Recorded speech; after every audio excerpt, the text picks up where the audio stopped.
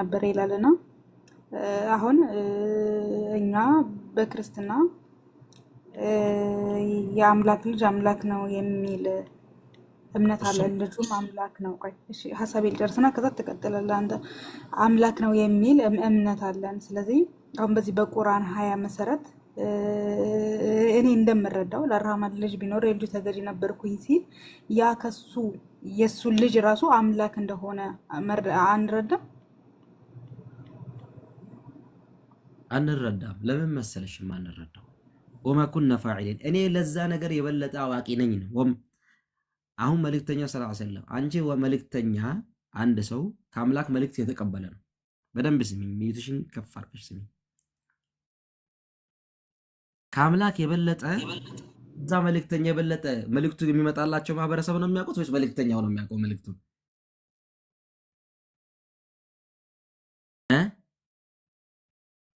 አዋቂውማ የሚቀበለው ሰው ነው የሚቀበለው አካል።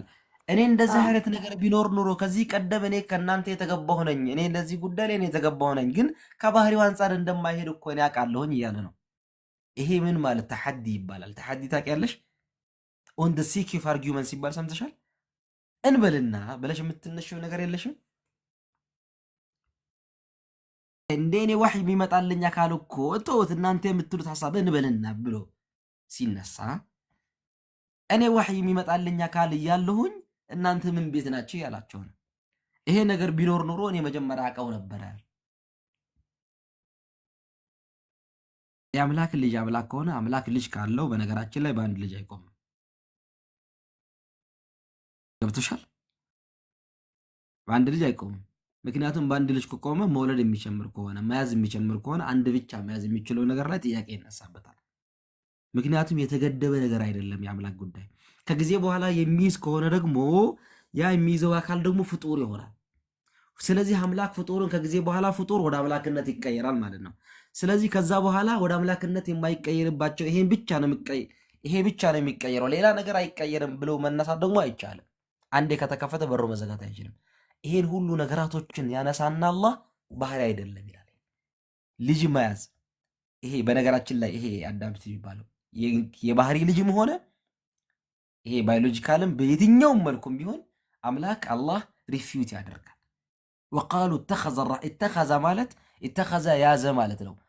ባዮሎጂካልም ብትሉትም በባህሪም ብትሉትም በምንም ያዘ ብላችሁ በመናገራችሁ የተነሳ ከጊዜ በኋላ አምላክ የራሱን ስልጣን ለሆነ ለፍጡር ሰጠ ያላችሁ ነው።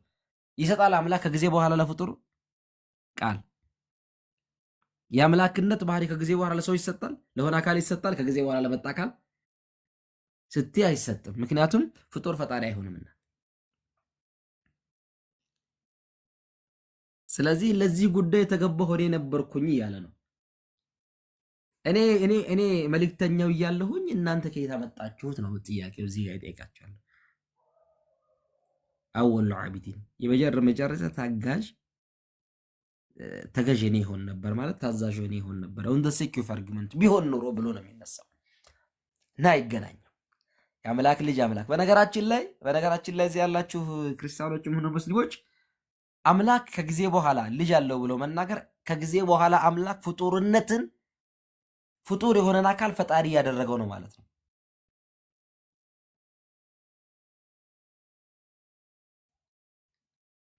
ከጊዜ በኋላ የመጣ ነገር ሁሉ ፍጡር ይባላል። ልጅ የሚባለው ነገር ሁሉ ከአምላክ በኋላ የሚመጣ ከሆነ የአምላክ ልጅ ይባላል። ስለዚህ ይሄ ከባህሪው አንጻር አይሄድም።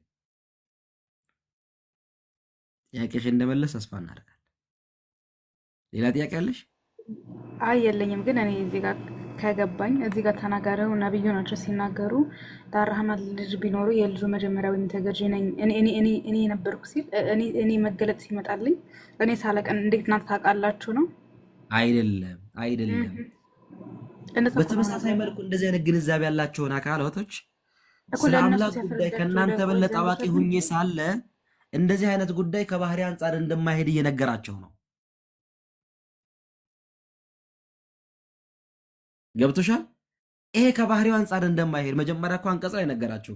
ይሄ አንቀጽ እኮ ከጊዜ በኋላ የወረደ መጀመሪያ ላይ ምን አለ? ወማ የንበጊ ሊረሕማን እየተኺዘ ወለድ አይደለም፣ ለአራሕማን ልጅ ታዛለ አይገባውም ብሎ ነገረን አይደለም።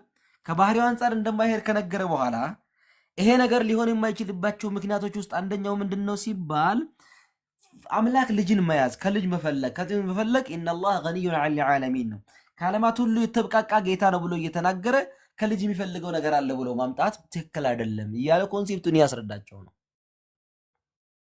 ለምንድን ነው የማይሆንበት ምክንያት ተብሎ ይጠይቃል አይደለም? አንቺ አትጠይቂም እንዴ? ሰው ስትሆኝ አምላክ ልጅ የማይዝበት ምክንያት ምንድን ነው አቲ? ለምሳሌ ቢጠየቅ አለው ብሎ የተናገረው አይደለም?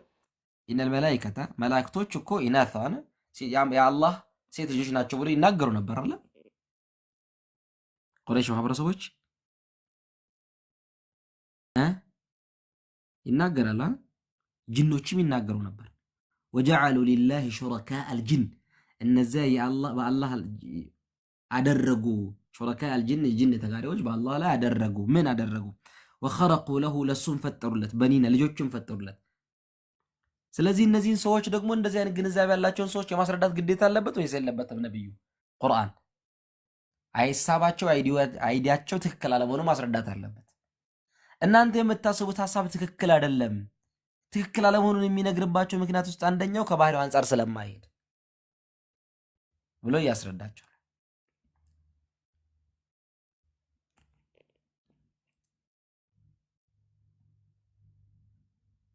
ምን ጊዜም ከባህሪው አንጻር አይሄድም። የአምላክ ባህሪና የፍጡር ባህሪ ይለያያል። ይሄን ያሰባችሁ ነው።